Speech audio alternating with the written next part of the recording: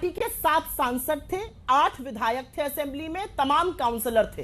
Corona काल के दौरान जब अनियमितताएं सामने आई तो शिकायतकर्ता कांग्रेस बनी, भाजपा नहीं बनी।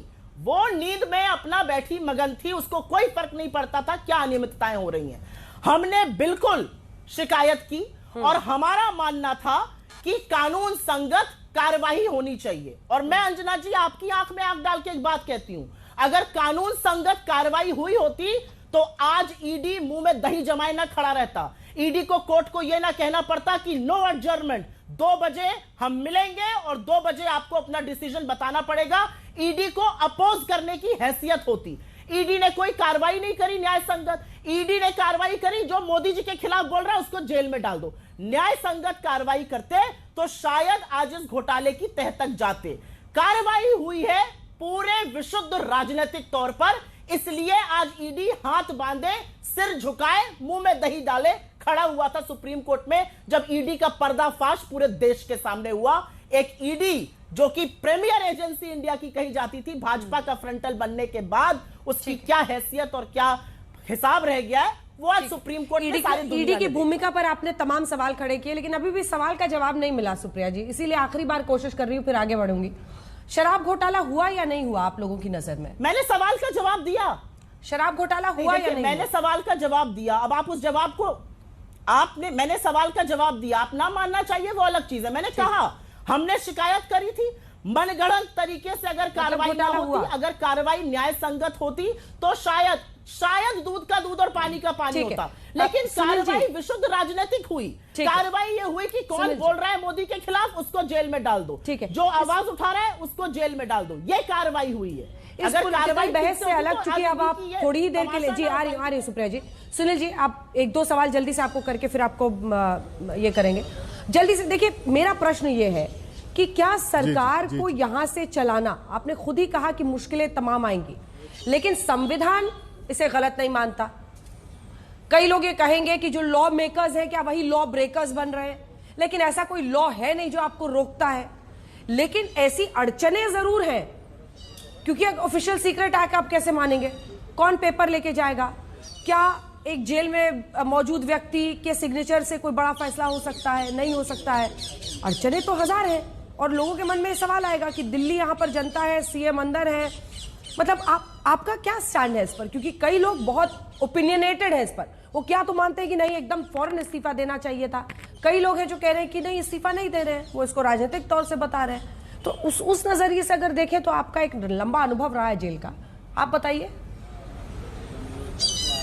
जी देखिए क्या है, एक तो ऐसा कभी भी प्रेसिडेंट नहीं है हमारे पास जिसमें कि किसी ने अपना ऑफिस जो है जेल से चलाया हो, number 1। Number 2, Delhi prison act है, दिल्ली प्रिजन एक्ट 2000 जो कि दिल्ली की जेलों को गवर्न करता है।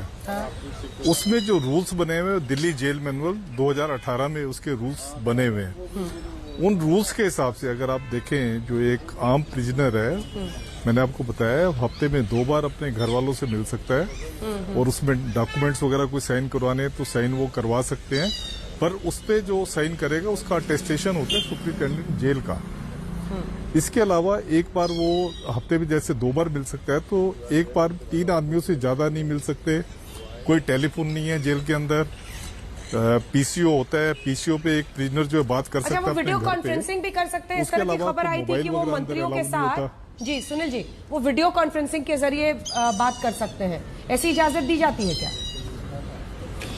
नहीं, ऐसा जेल के अंदर ऐसा कुछ भी नहीं है। अगर किसी और स्ट्रक्चर को, जैसे मैंने बताया था सुब्रतो राय सहारा के केस में, उन्होंने दिल्ली कोर्ट कम्प्लेक्स जो है हमारा जेल में कोर्ट कम्प्लेक्स बना हुआ है, उसको एलजी ने special court complex, special jail declare किया था।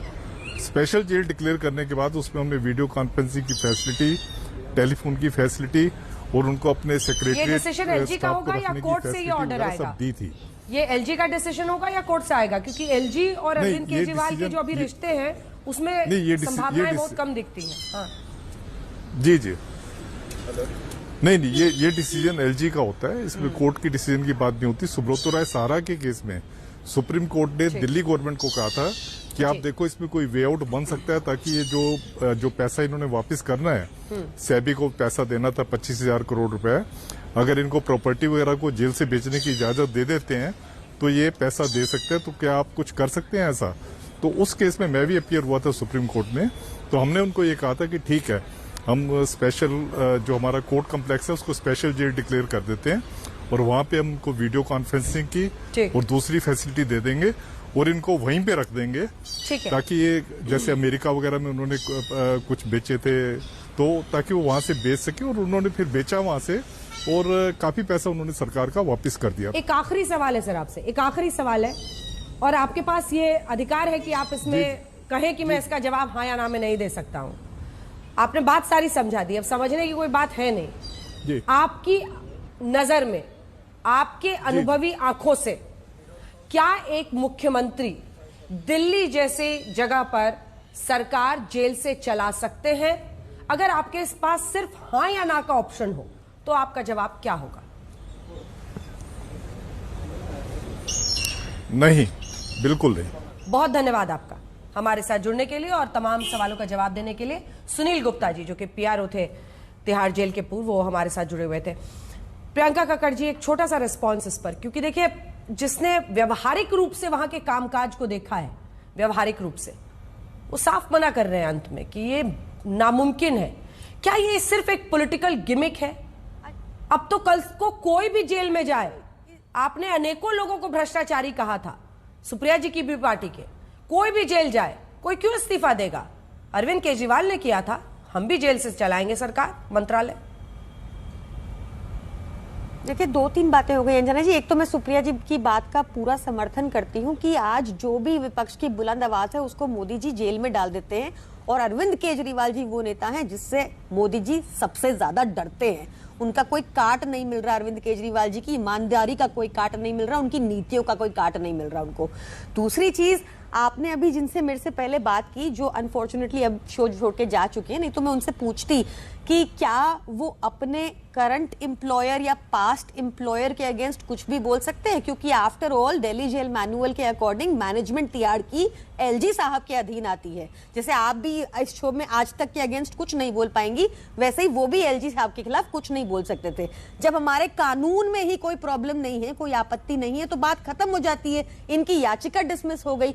और तो और आपको मैं ये आश्वस्त करती हूं, ये पी शरद चंद्र रेड्डी का जो सारा खेल सामने आया है, जिसने भाजपा को 60 करोड़ दिए अपने अरेस्ट के बाद, जिसके बाद वो सरकारी गवाह बन जाता है और अरविंद केजरीवाल जी के खिलाफ बयान देता है, उस शरद रेड्डी का बयान सामने आने से मैं आपको आश्वस्त करती हूं। और आज जो संजय सिंह जी का मसला हुआ है, जिस तरह से ईडी को कोर्ट में लताड़ पड़ी है, 2 साल हो गए, तुमसे चवन्नी रिकवर नहीं हुई, मनी ट्रेल कहीं नहीं, और तुमने हिरासत में रखा हुआ है, तो अरविंद केजरीवाल जी जल्द बाहर आएंगे, मैं आपको बता देती हूं।